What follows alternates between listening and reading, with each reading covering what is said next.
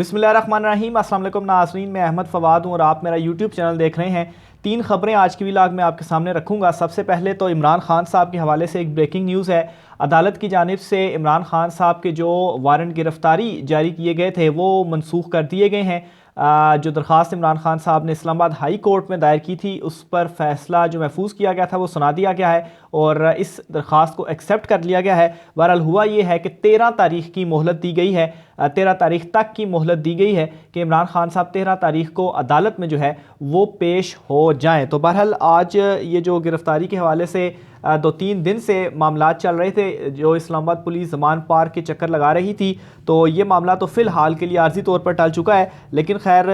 ज़्यादा देर तक ये जो चीज़ें हैं वो चलने वाली नहीं हैं। एक तो इमरान खान साहब के ऊपर 76 मुकदमात जो हैं वो इनकी जानिब से दर्ज किए गए, जिसमें तो एक किस्म का आप ये समझ लें कि अगर हर केस में इमरान खान साहब को पेश होना पड़ जाए तो नामुमकिन सी सूरत हाल होगी कि इतने केसेस में इमरान खान साहब पेश हों। फिर हुकूमत इस वक्त इतनी ज़्यादा बुखलाई हुई है कि उल्टे सीधे मुकदमात और मज़ीद ख़ुद को नंगा करने में ये लगी हुई है। हुआ ये है कि फवाद चौधरी और शाह महमूद कुरैशी समेत जो दीगर दर्जनों इनके कारकुनान हैं उनके ऊपर भी इन्होंने एक मुकदमा दर्ज किया है और बड़ा मुज़ाहिका खेज़ ये मुकदमा है। मुकदमा ये है कि इन्होंने चूँकि शाहराह पर जो है वो प्रेस कॉन्फ्रेंस की और उससे जो रुकावटें थी वो वहाँ पर आई, तो इसके ख़िलाफ़ एक अलहदा से इन्होंने जो मुकदमा है वो दर्ज कर लिया। तो मेरे ख़्याल से ये जो मुकदमा है, सबसे पहले तो जो हमारे वज़ीर वगैरह हैं जब उनके लिए रूट्स लगाए जाते हैं तो उनके ऊपर पहले मुकदमा दर्ज होना चाहिए कि कैसी ये आम जो आवाम है इनको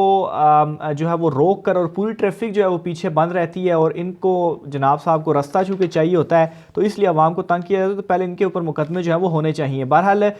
ये इन्होंने कर दिया है। मज़ीद मुकदमों पे मुकदमे, यानी कि कल भी मैंने आपको बताया था कि अब सूरत हाल ये हो चुकी है कि पाकिस्तान तहरीक इंसाफ का रहनुमा कोई कुछ बोलता भी है तो उनका बोलना भी गुनाह जो है वो आप समझ लें इनकी नज़र में है और उसके ऊपर ये फटाफट जो मुकदमा है वो दर्ज कर लेते हैं। दूसरी तरफ इलेक्शन कमीशन ऑफ पाकिस्तान जो है वो इस वक्त सारे काम कर रहा है सिवाय एक काम के, जो कि असल में उसका काम है और वो है इलेक्शन करवाना। हुआ कुछ इस तरीके से है कि इलेक्शन कमीशन जो है उसकी जानिब से इमरान खान साहब के काबिल ज़मानत वारंट गिरफ्तारी जो है वो आज ही जारी कर दिए गए हैं। हालांकि आज इलेक्शन कमीशन के पास आखिरी दिन था कि वो शेड्यूल जारी करता, लेकिन शेड्यूल जारी करने की बजाय इमरान खान साहब के वारंट गिरफ्तारी जो है वो इलेक्शन कमीशन ऑफ पाकिस्तान से जारी हुए हैं। ना सिर्फ इमरान खान साहब के बल्कि इसमें फवाद चौधरी जो हैं वो भी हैं और फवाद चौधरी के भी वारंट गिरफ्तारी इलेक्शन कमीशन ऑफ पाकिस्तान की जानिब से जारी किए गए हैं। लेकिन ये वाले जो वारंट गिरफ्तारी हैं, एक तो ये काबिल ज़मानत हैं और इसमें 50,000 के 2 मुचलकों का इस वक्त बताया जा रहा है कि 50,000 के 2 मुचलके हैं जिनके एवज़ ये काबिल ज़मानत वारंट गिरफ्तारी हैं। यानी कि अगर इसकी तकमील के लिए पुलिस जाती भी है तो ये मुचलके देने के बाद जो वारंट जो गिरफ्तारी है वो नहीं हो पाएगी। बहरहाल 14 तारीख तक यहाँ पर भी मोहलत दी गई है कि इमरान खान साहब 14 तारीख को पेश हों। तो बहरहाल ये आए दिन जो है इमरान खान साहब की, जैसे मैंने आपको बताया कि 76 केसेस थे, तो रोज़ाना इमरान खान साहब की जो पेशियां हैं, इवन कि अब कल का अगर मैं आपको शेड्यूल बताऊं तो वहाँ पर भी इमरान खान साहब के अगेंस्ट इस्लामाबाद हाई कोर्ट में जो केस है वो खुला हुआ है। तो ये आलमोस्ट अब रूटीन बन चुकी है कि इस तरह से रोज़ाना जो ख़बरें हैं वो सामने आ रही हैं, क्योंकि ज़ाहिर सी बात इतनी ज़्यादा जो मुकदमे हैं वो दर्ज हो चुके हैं। तो बहरहाल इलेक्शन कमीशन ने भी अब ये जो एक अपडेट है वो वहाँ से भी आ चुकी है, लेकिन आज आखिरी दिन होने के बावजूद शेड्यूल जारी नहीं किया गया।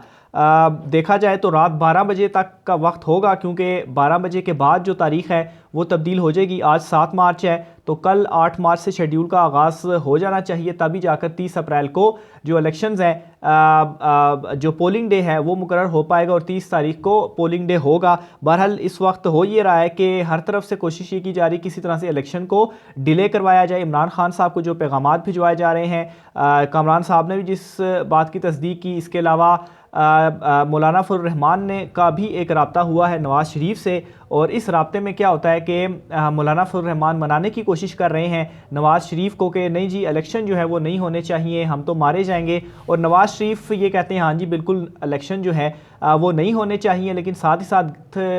गिले शिकवे भी हुए कि आसिफ जरदारी जो है वो नहीं मान रहे कि इलेक्शन, आसिफ जरदारी कहते हैं कि नहीं इलेक्शन जो है वो होने चाहिए और वो हमसे साइड लाइन हो रहे हैं, जिस पर नवाज़ शरीफ कहते हैं चले जी मैं उनसे कुछ मिन्नत तरला करने की कोशिश जो है वो करूँगा। बहरहाल जरदारी ने नून लीग को तो पक्का साइड لائن اس وقت کر دیا ہوا ہے. پنجاب میں تو پیپلز پارٹی تو تھی ہی نہیں, لیکن اب یہ جو نون لیگ ہے اس کا بھی صفایا ہو چکا ہے. تو بہرحال اس وقت سب سے زیادہ جو کوشش ہے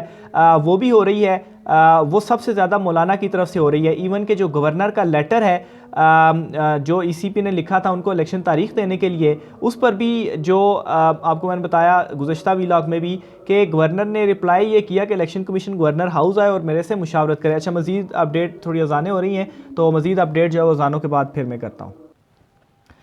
تو الیکشنز کو ڈیلے کروانے کے لیے ہر طرح کے جو حربے ہیں وہ استعمال کیے جا رہے ہیں. کے پی کے گورنر کے حوالے سے میں آپ کو بتا رہا تھا, انہوں نے جو کل لیٹر لکھا ای سی پی کو کہ آپ جو ہے وہ گورنر ہاؤس میں آئیں, پہلے ہم سے مشاورت کریں, پھر اس کے بعد ہم تاریخ کے حوالے سے دیکھتے ہیں. تو اب اس کے اوپر ڈیولپمنٹ یہ ہوئی ہے کہ الیکشن کمیشن آف پاکستان کی طرف سے واپس رابطہ کیا گیا گورنر سے, اور ان سے یہ کہا گیا کہ بجائے اس کے کہ ہم وہاں پر آئیں, آپ ایسا کریں, آپ ادھر الیکشن کمیشن میں آ جائیں اور یہاں پر بیٹھ کر ہم جو مشاورت ہے وہ الیکشن کی تاریخ کے حوالے سے کر لیتے ہیں. تو یہ ناظرین اس طرح کی جو مضحکہ خیز چیزیں ہیں, اس وقت آئین کے ساتھ کھلواڑ آپ کہہ لیں, سپریم کورٹ آف پاکستان کا جو ڈیسیجن تھا اس کو بھی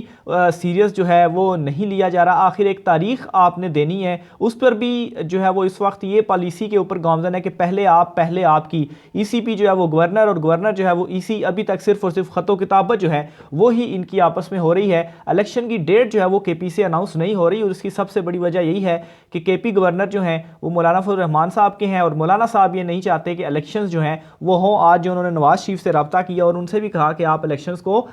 جو ہے وہ کوئی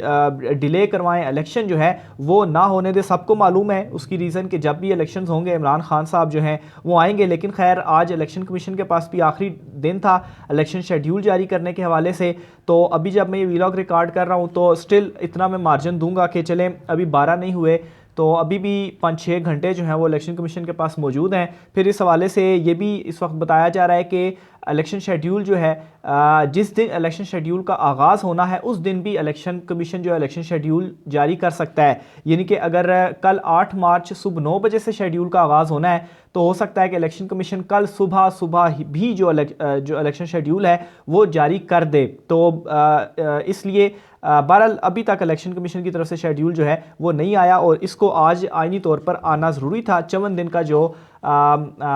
وہ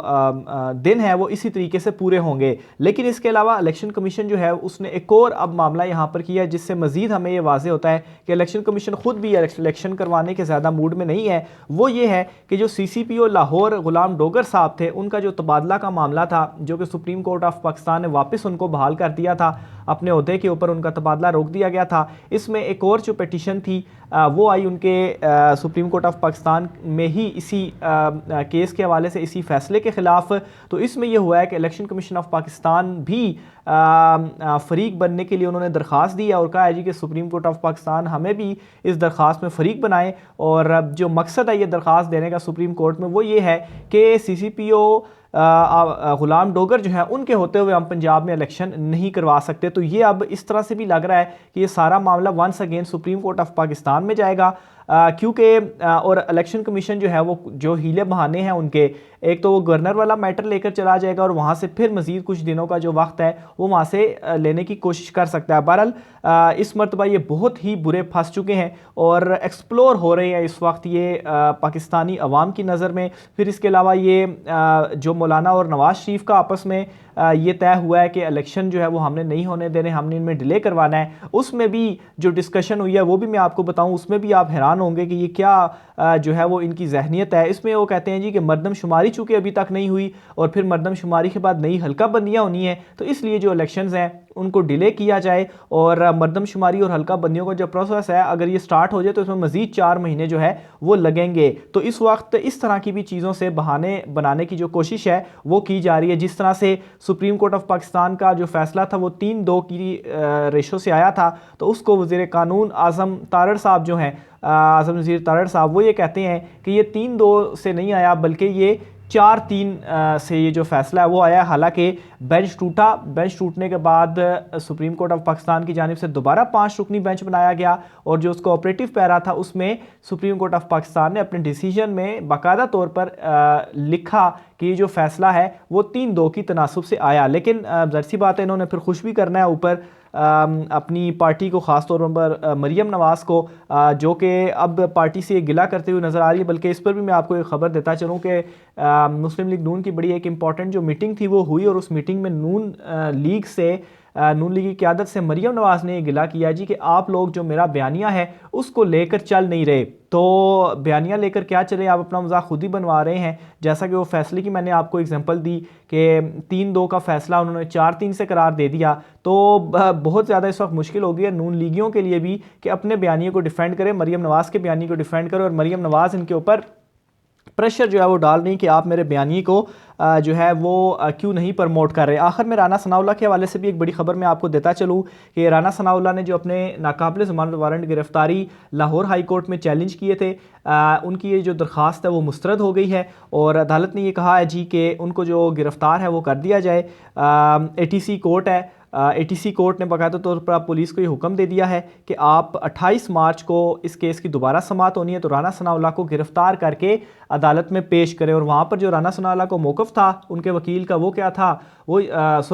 جو پولیس تھی ان کا موقف کیا تھا، انہوں نے یہ کہا جی کہ ہم رانا ثناء اللہ کے گھر پہ گئے تھے تو وہ وہاں پر نہیں ہم کو ملے، تو اس لیے ہم ان کو پیش نہیں کر پائے۔ تو میرے خیال سے آپ اسلام آباد میں آ جائیں، رانا ثناء اللہ صاحب آپ کو مل جائیں گے، کسی بھی جرنلسٹ سے آپ پوچھ لیں رانا صاحب کہاں، وہ آپ کو بتا دیں گے۔ لیکن دوسری طرف آپ دیکھیں، یہیں سے ہی آپ کو جو توازن ہے اس کا پتہ چل جائے گا کہ عمران خان کو جب گرفتار کرنے کے لیے گئی تو الٹا شبلی فراز صاحب کے اوپر بھی مقدمہ بنا دیا، اور فواد چودھری اور شاہ محمود قریشی کے اوپر بھی کہ آپ نے شاہراہ کے اوپر پریس کانفرنس کیوں کی، اس کے اوپر مقدمہ جو ہے وہ بنا دیا۔ تو ظاہر سی بات ہے، حکومت ان کی ہے، اختیارات ان کے ہیں، تو آپ دیکھ لیں کہ کس طریقے سے کتنے جو مقدمات ہیں وہ